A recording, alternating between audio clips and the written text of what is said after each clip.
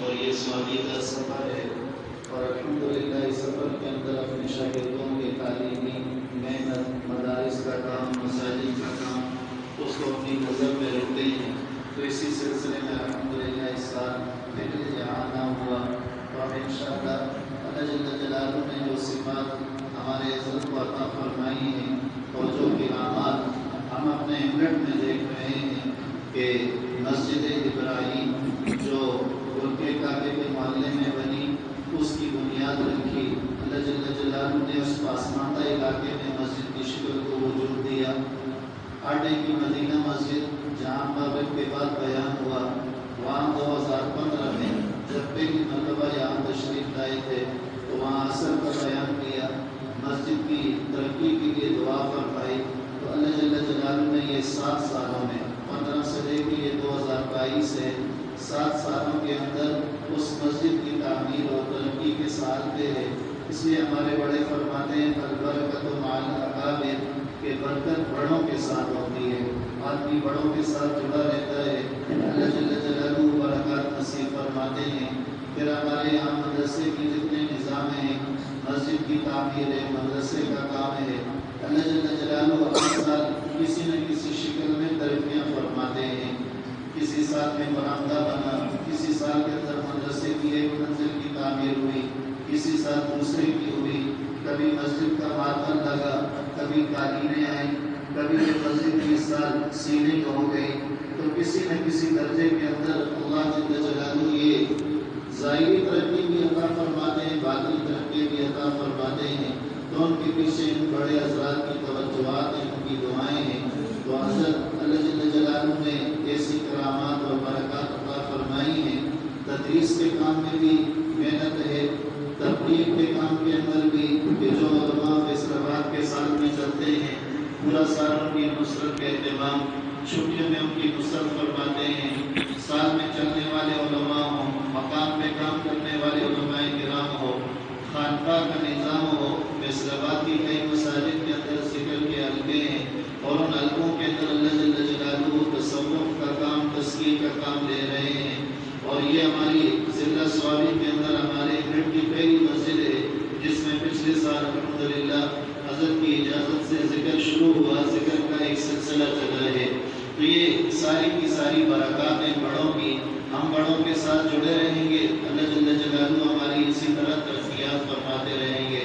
اب میں بلا تاخیر اپنے استاد محترم، استاد الحدیث، شیخ الحدیث جامعہ اسلامیہ عربیہ غلام محمد آباد، خلیفہ مجاز حضرت مفتی سید جاوید حسین شاہ صاحب دامت برکاتہم العالیہ، ابھی میں جو ریاض امیر صاحب کی نصرت کے لیے گیا چنور، وقت کا دن تھا تو واپس وہاں فیصل آباد کی حضرت کی مجلس میں شریک ہوا۔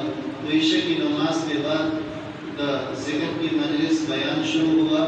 اس وقت حضرت مفتی سید جاوید حسین شاہ صاحب دامت برکاتہم العالیہ کے دونوں گردے فیل ہو چکے ہیں، اور دونوں گردوں کے فیل ہونے کے باوجود ذکر کا بیان ہے، مجلس ہے، رات 12:30 بجے تک مجلس چلتی رہی۔ ہمارے ہاں مزاج بنے، طلب ہو اور شوق ہو، وہاں کے لوگوں میں مزاج بنا، طلب ہوئی، شوق ہوا، فرمانے لگے یہ منڈی کوارٹر پہلے جانوروں کی منڈی ہوتی تھی، اب یہاں کوارٹر بن گئے تو لوگ اس کو کوارٹر کہنے لگے۔ تو انشاءاللہ جیسے ہمارے یہ علاقے پاسماندہ تھے، دین کی محنت ہوگی، اللہ جل جلالہ یہاں سے علماء پیدا فرما رہے ہیں، عالمات کو پیدا فرما رہے ہیں۔ آنے والے زمانے کے اندر اللہ جل جلالہ حضرت مہدی کا زمانہ آئے گا، اس میں شرعی عدالتیں چلانے والے پیدا فرمائیں گے، دنیا کے سارے نظام کو چلانے والے پیدا فرمائیں گے۔ تو اپنے بلا تاخیر استاد محترم حضرت مولانا فرید صاحب دامت برکاتہم العالیہ کو دعوت دیتا ہوں کہ وہ اپنے قیمتی ملفوظات سے ہمارے دلوں کو منور کریں۔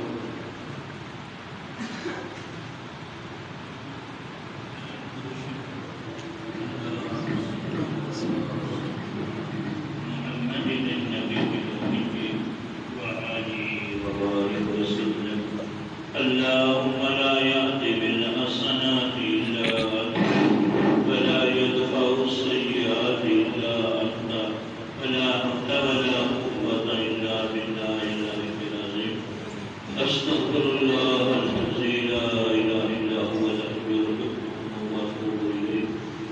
أستغفر الله الذي لا إله إلا هو الحي القيوم وأتوب إليه أستغفر الله الذي لا إله إلا هو الحي القيوم وأتوب إليه والله لا تعالى من شو سمعت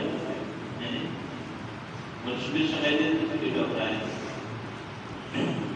بسم الله الرحمن الرحيم نحمده ونصلي ونسلم على رسوله الكريم أما بعد فأعوذ بالله من الشيطان الرجيم بسم الله الرحمن الرحيم وقد قال الله تبارك وتعالى في القرآن المجيد والفرقان الحميد الله يجتبي إليه من يشاء ويهدي إليه من ينيب وعن أبي موسى الأشعري رضي الله عنه قال قال رسول الله صلى الله عليه وسلم مثل الذي يذكر ربه والذي لا يذكر ربه كمثل الحي والميت وقال النبي صلى الله عليه وسلم إنما الأعمال بالنيات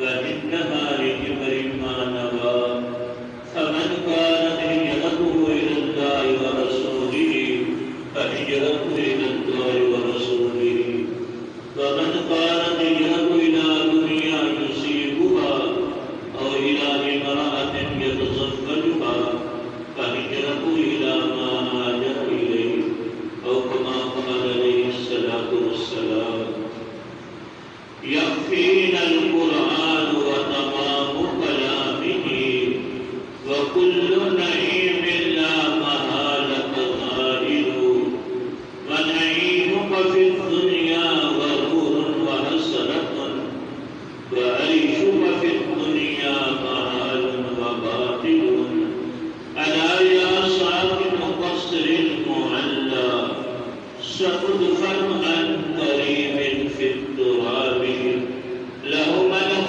ينادي كل يوم لدور الموت وبدور الخراب إلهي عبدك العاصي قد أطاق مقرا بالذنوب قد دعاك وإن تغفر فأنت لذاك أهل وإن تطرد فمن يرحم سواك سلام على خير الأنام والسيد حبيب إله العالمين محمد بشير نذير هاشمي مقرب أطوف رؤوف من يسمى بأحمد هو الحبيب الذي ترجى شفاعته لكل هول من الأهوال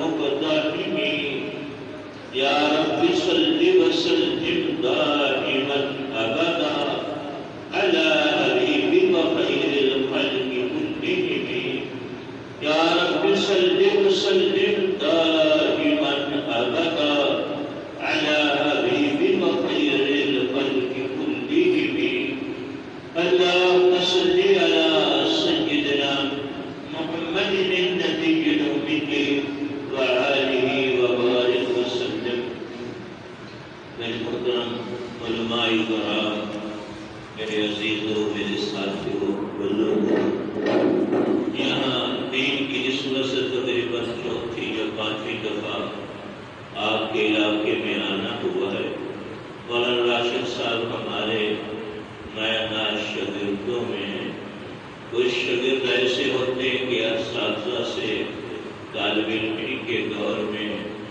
بڑی انس محبت تعلق ہوتا ہے فارغ ہونے کے بعد بھی اس انس محبت تعلق کو برقرار رکھتے ہیں جسے ٹہنی درخت کے ساتھ وابستہ رہے تو سر سبز و شاداب رہتی ہے اس کے پھول لگتے رہتے ہیں پھل لگتے رہتے ہیں ایسے ہی یہ طلباء اپنے مادر علمی سے اس مدرسے میں علوم نبوت پڑھیں اپنے اساتذہ کرام سے تعلق جوڑ کے رکھتے ہیں، پھر ان پر علم کے پھول لگتے رہتے ہیں، عمل کے پھول لگتے رہتے ہیں، اللہ کی محبت معرفت تعلق کے پھول لگتے رہتے ہیں۔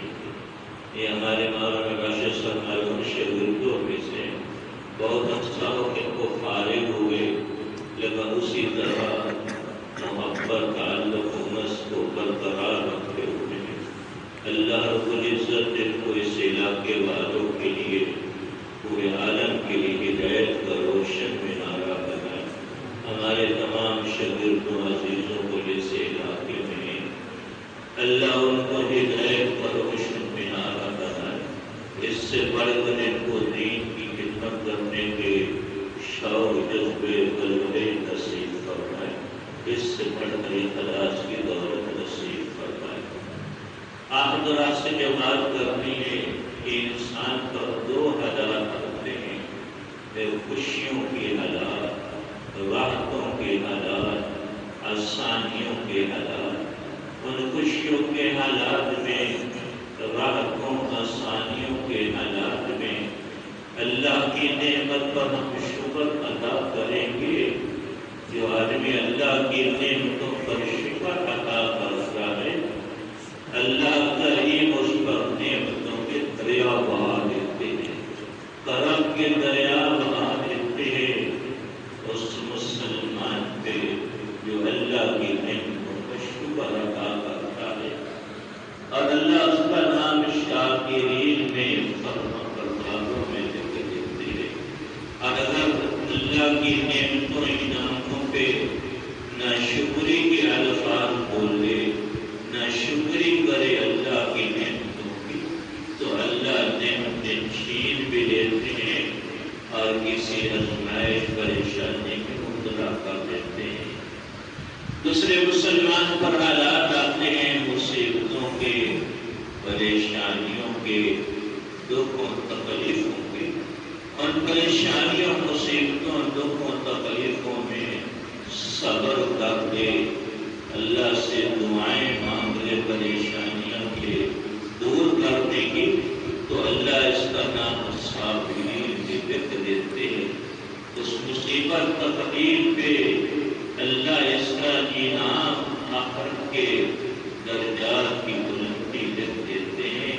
اس لیے مسلمان پر دو ہی حالات ہیں، ایک خوشیوں، راحتوں، غمیوں کے حالات، اور دوسرے خوشیوں، راحتوں کے حالات، دوسرے پریشانیوں، دکھوں، غمیوں کے حالات۔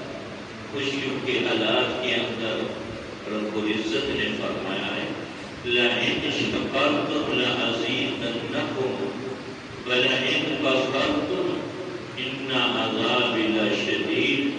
اگر تو میری ان نعمتوں پر شکر ادا کرو گے، البتہ ضرور بے ضرور میں تمہاری نعمتوں کو اور بڑھا دوں گا۔ اللہ رب العزت کا اتنا ہی کہہ دینا کافی تھا کہ میری نعمتوں پر شکر ادا کرو گے، میں نعمتیں بڑھاؤں گا۔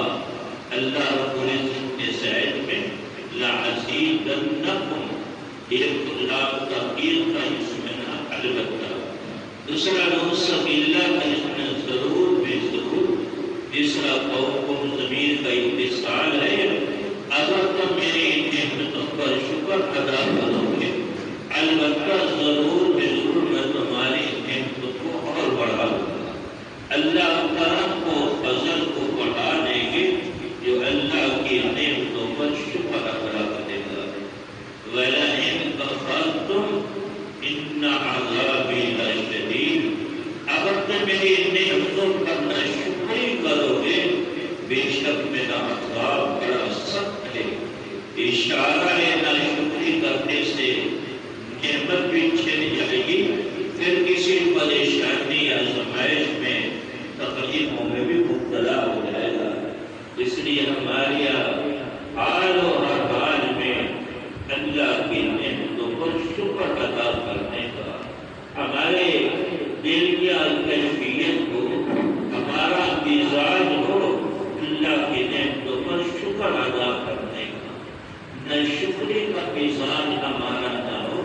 اللہ کی نعمتوں کی ناقدری کا مزاج ہمارا نہ ہو۔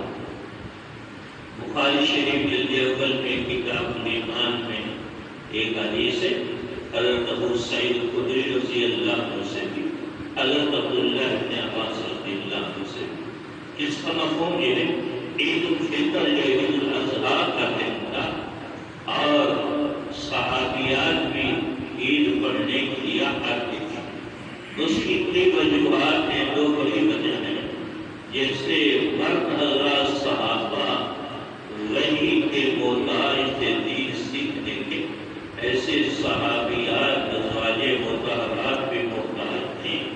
اس لیے حکم دے رکھا تھا کہ تم عید پڑھنے کے لیے آیا کرو، اور پردے کی جگہ پہ صحابیات بیٹھا کرتے تھے۔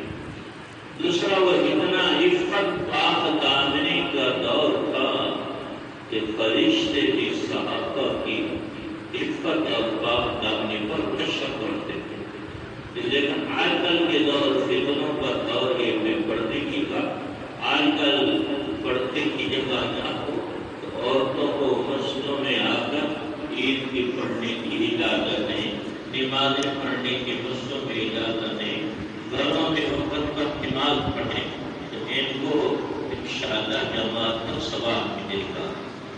عید کا دن تھا جب حضور اکرم صلی اللہ علیہ وسلم نے وعد فرمایا عید کی نماز پڑھائے، تو صحابیات نے پیغام بھیجا، اللہ کے رسول اب تک تو آپ کی آواز پہنچی۔ اس دور میں سپیکر نہیں تھے، آواز پہنچی نہیں، اللہ کے رسول ہمیں بھی واعظ فرمائے جو صحابہ کو واعظ فرمایا۔ حضور اکرم صلی اللہ علیہ وسلم عید کی نماز سے فارغ ہونے کے بعد حضرت بلال رضی اللہ عنہ کو ساتھ دیا۔ صحابہ تو چلے گئے، عورتوں کو جب مجمع تھا پردے کے اندر، وہاں عورتوں کو واعظ کرنے کے لیے تشریف لے گئی اور بلال رضی اللہ عنہ بھی ساتھ۔ اس لیے جب عورتوں میں مسورات میں بیان واعظ کرنا ہو، عالم کو اکیلا نہیں جانا چاہیے، کسی کو ساتھ لے کے جانا چاہیے۔ حضور اکرم صلی اللہ علیہ وسلم سے بڑھ کر کائنات میں کوئی پاک دامن نہیں ہو سکتا، لیکن لوگوں کے ذہنوں میں شیطان غلط وساوس پیدا کر سکتا ہے۔ اس لیے حضرت بلال رضی اللہ عنہ کو ساتھ لیا، آپ اکیلے نہیں گئے۔ مسئلہ یہ کہ عورتوں کو کبھی بات کرنے کا عالم کو بزرگ کو موقع ملے تو ساتھ کسی کو شاگرد کو لے لے، اکیلا بات کرنے کے لیے نہ جائے۔ حضور اکرم صلی اللہ علیہ وسلم نے کس کو ساتھ لیا بتاؤ؟ حضرت بلال رضی اللہ عنہ کو ساتھ دیا۔ کس کو ساتھ دیا؟ بولو تو صحیح کچھ کیا؟ حضرت بلال رضی اللہ عنہ کو ساتھ دیا اور عورتوں کو واعظ فرمایا۔ اس کا مفہوم یہ ہے کہ تم صدقہ بہت کرو، میں نے تمہیں کثرت سے جہنم دکھائے، تم صدقہ بہت کرو، کثرت سے جہنم میں دکھائے۔ معراج کی رات آپ جہنم میں عورتوں کو کثرت سے دیکھ کے آئے، یا اللہ نے آپ کے ذریعے دکھایا۔ صحابیات نے پوچھا، اللہ کے رسول عورتوں کا گناہ کیا ہے کہ جس کی وجہ سے یہ جہنم میں سے آ رہا ہے؟ فرمایا تمہارے دو بڑے گناہ ہیں، تکثرن اللعنۃ وتکفرن العشیرہ، ایک تو لعنت بہت کثرت سے کرتی ہو اور دوسرے آنکھوں کی ناشکری بہت کرتی ہو۔ اس کثرت سے لعنت کی وجہ سے اور ناشکری کی وجہ سے تم جہنم میں عورتیں کھول ہو، میں نے تمہیں کثرت سے جہنم میں دیکھا ہے۔ یہ لعنت کرنا یہ بہت بڑا گناہ ہے۔ یہ عورتوں کا مزاج ہے کہ جب لڑتی ہے، ہمارے کتاب میں تو کہتے ہیں لاکھ لعنت، لاکھ لعنت کا مطلب 1,00,000 لعنت کو۔ اب 10-15,000 کے عورتوں کو گزارا نہیں کہ 10,000 دینے لعنت کرنا، جو 50,000 سے 60-70,000 سے نہیں پکڑتی۔ ایک جملے میں لاکھ لعنت، 1,00,000 لعنت ہو، اتنا بڑا گناہ۔ حدیث میں آتا ہے جو کسی پر لعنت کرتا ہے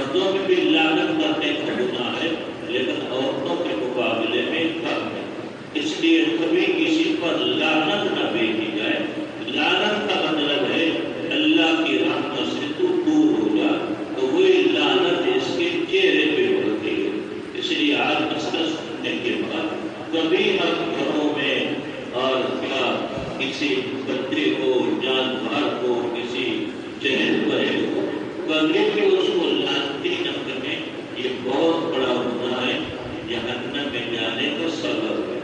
اپنے مسئولات کو بھی بتاؤ کہ جو لعنت کرتی رہتی ہے تو یہ جہنم میں جانے کا سبب ہے۔ دوسرا بڑا گناہ فرمایا تکفرن العشیرہ، خامدوں کی ناشکری بہت کرتے ہو، جس ناشکری کی وجہ سے تمہیں جہنم میں کثرت کے ساتھ دیکھا ہے۔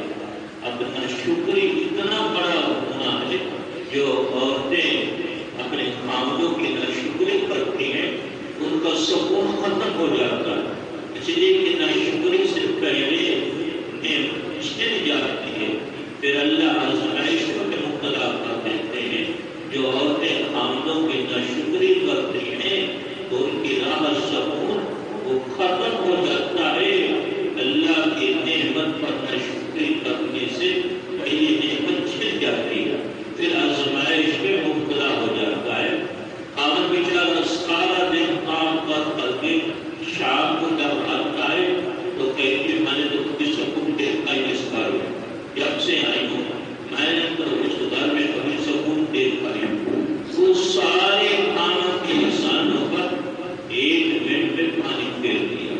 پنجاب کے وقت گئی تھی جدو دی میں دکھائیاں میں تو ویکھتے ہی پوچھے کیا کہتی جدو دی میں دکھائیاں میں تو ویکھتے ہی پوچھے کہ تب سے سفر میں آئی کبھی میں نے کوئی سکون راحت انعام کبھی دیکھا نہیں۔ یہ ناشکری کی وجہ سے یہ جہنم میں جانے کا بھی سبب ہے، اور نعمتیں بھی چھن جاتی ہیں اور آدمی پریشانی میں بھی مبتلا ہو جاتا ہے۔ مردوں کو بھی عادت ہے ناشکری کرنے کی، ناشکری سے نعمتیں چھن جاتی ہیں۔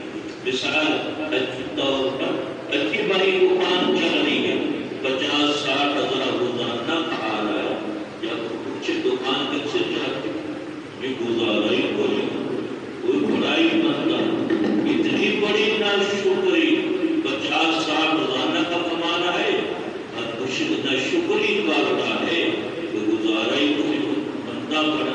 یہ اللہ کی نعمت کی ناشکری کا ہمارا مثال بن چکا۔ ایسے بھینس اچھا بنا دودھ دیتی ہے تو کچھ دودھ کتنا دیتی ہے، 50 میں لمپ دے دیتی لمپ، اب کتنا بڑا 6 کلو دودھ دے دے لمپ پہ تو آدھا بہت کیا لمپ پہ تو دودھ دیتی۔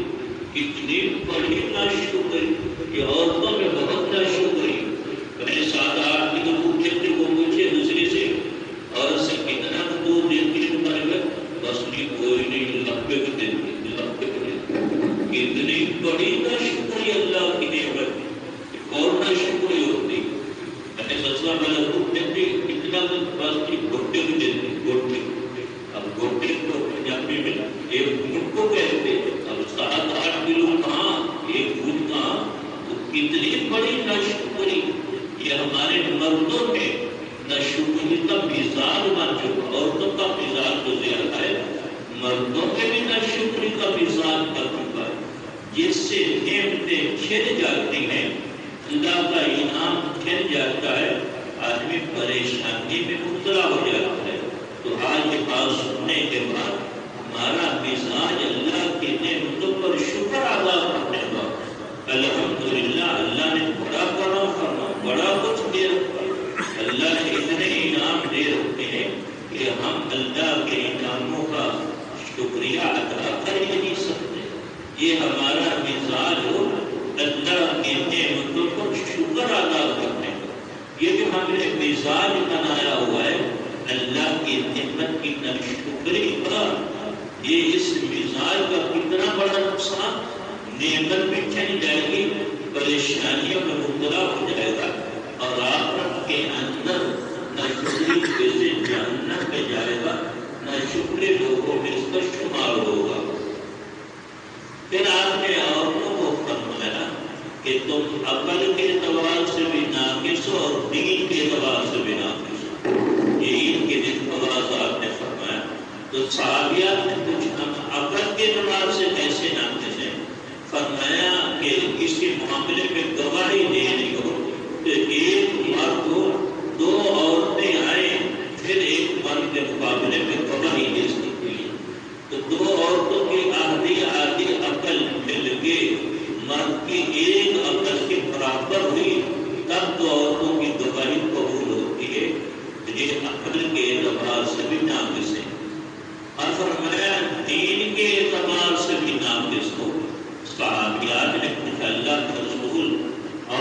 دین کے اعتبار سے کیسی نعمت ہے برف کا والا کہ ہر مہینے میں مخصوص دنوں میں نماز نہیں پڑھتی، 7 دن سے لے کر 10 دن تک 3 مہینے 10 دن تک ہر مہینے خاص دنوں میں عورتیں نماز نہیں پڑھتی، مرد پورا سال نماز پڑھتے، عورتیں نماز نہیں پڑھتی۔ رمضان آ جائے تو 10 دن تک جب ماہواری کے پاس نماز تو 10 دن رمضان کے روزے نہیں رکھ سکتی۔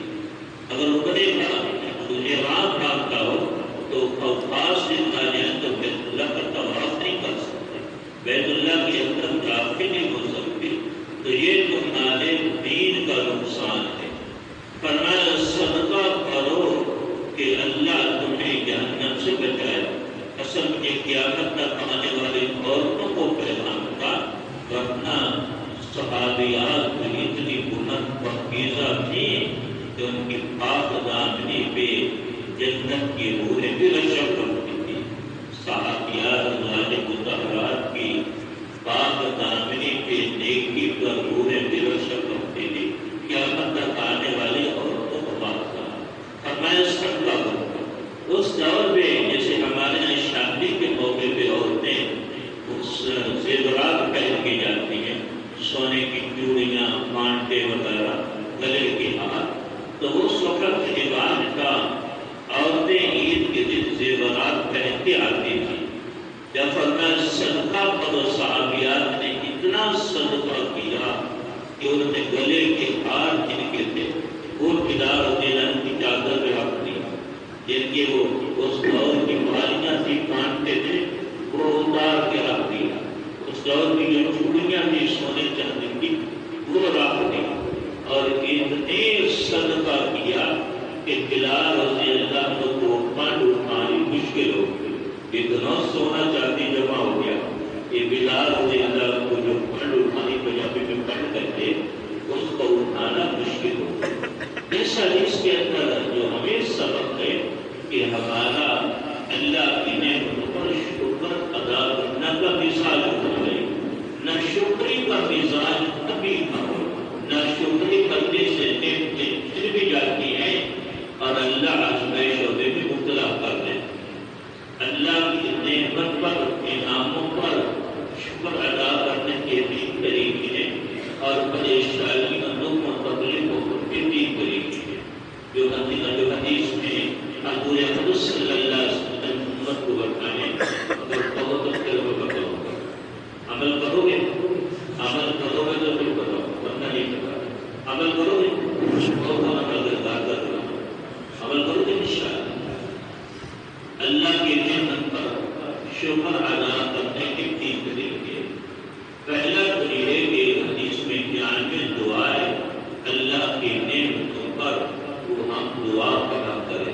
بچہ حافظ بن رہا ہے، بیٹی حافظہ عالم بن رہی ہے، دکان اچھی کر رہی ہے، کاروبار اچھا کر رہا ہے، کہیں سے اللہ کے پیسے دیے، تو اللہ کی نعمت پر وہ دعا پڑھا کرے۔ دعا یہ اللہم لک الحمد کلہ ولک الحمد، اور اس انعام اور نعمت پر میری طرف سے تیرا کامل شکر ہے۔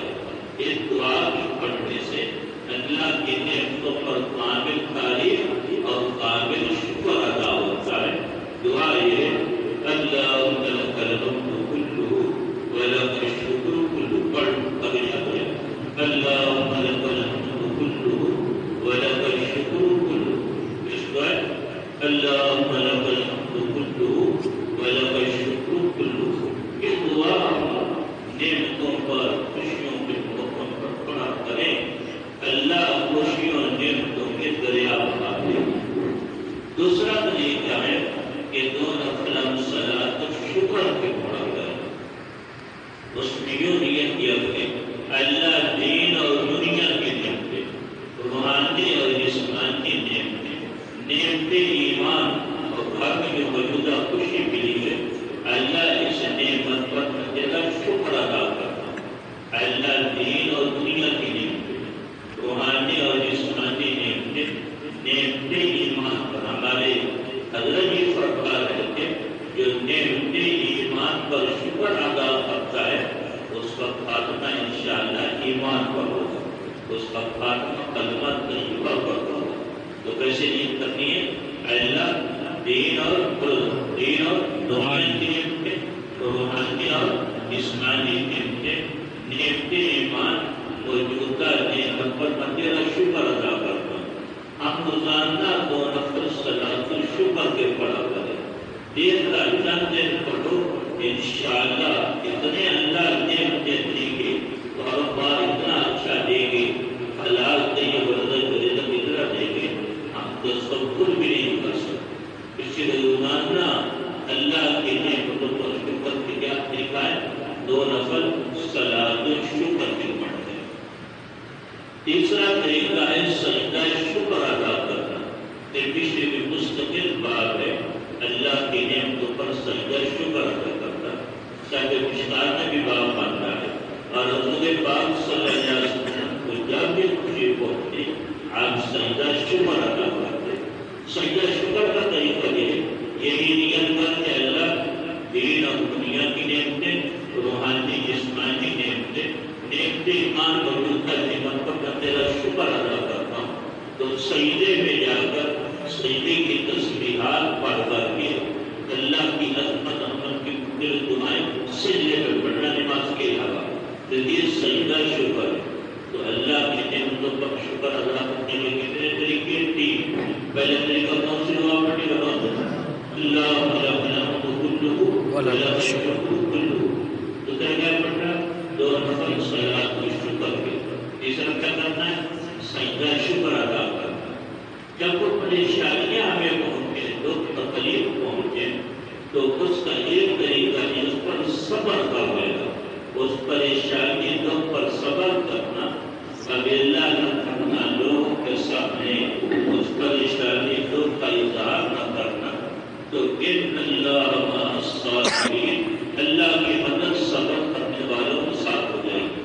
اس تکلیف پر ہم صبر کریں گے تو اللہ کی مدد ہمارے ساتھ ہو جائے گی. اللہ تکلیف کو دور کر دیں گے. اللہ اس کا نام صابرین میں لکھ دیں گے. تو کبھی پریشانی دکھ میں لوگوں کے سامنے دکھ تکلیف ہوگا اظہار نہ کرو، بلکہ اس پر کیا کرنا ہے؟ صبر کرنا ہے. دوسرا طریقہ ہے 2 نفل صلاۃ الحاجت کے پڑھ کر کے اللہ سے عافیت مانگنا. دعا کے اللہ اس پریشان کی تکلیف دکھ تیری طرف سے آیا ہے، اللہ اس پریشان کے دکھ تکلیف کو پوری دور کرنا ہے، تیرے علاوہ کو دور کرنے والا ہے. حدیث میں آتا ہے اذا حضر امر فاقع الى الصلاۃ، جب بھی آپ صلی اللہ علیہ وسلم کو پریشانی ہوتی تو فوراً 2 نفل پڑھ کر اللہ سے دعا مانگتے. ہم نے پریشانیوں دکھ و تکلیفوں میں کیا کرنا ہے؟ 2 نفل صلاۃ الحاجت کی پڑھ کر اللہ سے عافیت اور دعا مانگنی ہے. انشاءاللہ وہ تکلیف جاتی رہے گی، اللہ اس پریشانی اور دکھوں کو راحت و سکون سے بدل دے گی. تیسرا طریقہ یہ جب پریشانی دکھ پہنچے لیکن دعا پڑھنی ہے انا للہ و انا الیہ راجعون. حدیث میں آتا ہے کہ جب بھی آپ کو پریشانی پہنچتی تو یہ دعا پڑھتے انا للہ و انا الیہ راجعون. ایک دعائے ام سلمہ رضی اللہ عنہ کی خامد کا انتقال ہو گیا. بہت محبت کی خامد سے بہت تعلق تھا. تو حضرت ام سلمہ رضی اللہ عنہ بہت پریشان تھی. حضور اقدس صلی اللہ علیہ وسلم نے یہ ان کو دعا بتایا انا للہ و انا الیہ راجعون اللہم اجرنی فی مصیبتی و اخلف لی خیرا منہا. یہ دعا بتائی. اس دعا کی مفہوم یہ ہے اللہ اس پریشانی میں مجھے صبر نصیب فرما، اجر نصیب فرما، اس سے بہتر مجھے چیز نصیب فرما. یہ دعا اگر کسی کا بچہ بچپن میں فوت ہوتا ہے، یہ دعا پڑھے تو اللہ اس سے بہتر خوبصورت بیٹا اللہ اس کو عطا کرے گی. ایسی کوئی اور دکھ پہنچے، کوئی چیز ضائع ہو جائے، ہو جائے، یہ دعا پڑھ لے اللہ اس سے بہتر نصیب فرما. کسی کے ماں باپ فوت ہو گئے ہوں، ماں باپ آج نہیں سکتے، یہ دعا پڑھ اللہ تعالیٰ نے خوشیوں میں ماں جیسی محبت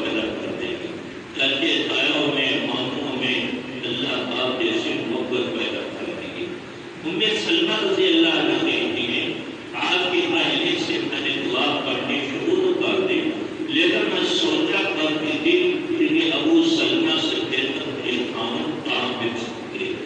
یہ میں نے دعا پڑھی، اللہ نے دعا کی یہ برکت عطا فرمائی کہ ابو سلمہ سے بہتر امام الانبیاء صلی اللہ علیہ وسلم مجھے خاوند نصیب فرمائے۔ آپ نے جتنی ازواج مطہرہ سے نکاح کیا ہے اللہ کی طرف سے وحی آئی ہے، اس دعا کی برکت سے محبوب کو وحی آئی، محبوبہ ام سلمہ سے نکاح کرا۔ ام سلمہ رضی اللہ عنہ فرماتے ہیں اس دعا کی برکت کا سین میں نے یہ دیکھی کہ ابو سلمہ سے بہتر اللہ نے مجھے آمد عطا فرمایا۔ ابھی دعا کو بھی یاد کر لو، پریشانی دکھ تکلیف میں ہوتے پڑھو کا بچہ فوت ہو جائے، آمد بیوی میں سے کو فوت ہو جائے، اس پڑھنے سے اللہ بہتر نصیب کرتے ہیں۔ دعا یہ پڑھو، انا للہ و انا الیہ راجعون، اللہم اجرنی فی مصیبتی واخلف لی خیرا منہا۔ پڑھو سے پڑھو، انا للہ و انا الیہ راجعون، اللہم اجرنی فی مصیبتی واخلف لی خیرا منہا، انا للہ و انا الیہ راجعون۔ اللہم اجرنی فی مصیبتی واخلف لی خیرا منہا۔ اب ہم طلباء کو سبق پڑھاتے ہیں تو شروع میں بھی خلاصہ بیان کرتے ہیں، تفصیل آخر میں پھر خلاصہ بیان کرتے ہیں تاکہ ذہن میں راسخ ہو۔ تو ہم نے اللہ کی نعمتوں پر شکر ادا کرنے کا آج سے کیا بنانا، میزان بنانا۔ آج سے کیا بنانا، میزان۔ اللہ کی نعمتوں پر شکر ادا کرنے کے کتنے طریقے؟ تین۔ پہلے کون سی دعا پڑھنی بولو؟ اللہ لک الحمد کلہ ولک الشکر کلہ۔ ایک کو نفل صلاۃ و شکر کے پڑھنے، پھر تیسرا سجدہ شکر ادا کرنا۔ پریشانیاں دکھ تکلیفوں میں تین اہم ہے۔ پہلا دکھ پریشانی دکھ تکلیف میں کیا کرنا ہے، صبر کرنا ہے، اللہ کی مدد صاف ہو جائے گی۔ دوسرے دو نفل صلاۃ الحاجت کے پڑھ کر اللہ سے عافیت مانگنی ہے، پریشانی اور دکھوں سے اللہ سے عافیت مانگنی ہے۔ تیسری یہ ام سلمہ رضی اللہ عنہ کی دعا ہے، یہ پڑھیں۔ کیا دعا ہے؟ انا للہ و انا الیہ راجعون، اللہم اجرنی فی مصیبتی واخلف لی خیرا منہا۔ اب تین عمل نعمتوں آسانیوں کے، تین عمل پریشانیوں میں، یہ تم نے معقول بنا لیا آج سے، انشاءاللہ اللہ نعمتوں کے دریا بہا دے گی، کرم فضل کے دریا بہا دے گی، جو اس کی نعمتوں پر شکر ادا کرے گا۔ ان عمل کرنے سے اللہ پریشانیاں دکھ تکلیفوں کو دور کر دے گی۔ اب بتاؤ کون کون عمل کا بات کرے گا؟ رب سارے اشارت اللہ رب العزت عمل کی توفیق عطا کرتا ہے۔ ابھی مجلس سے ذکر ہوگی تو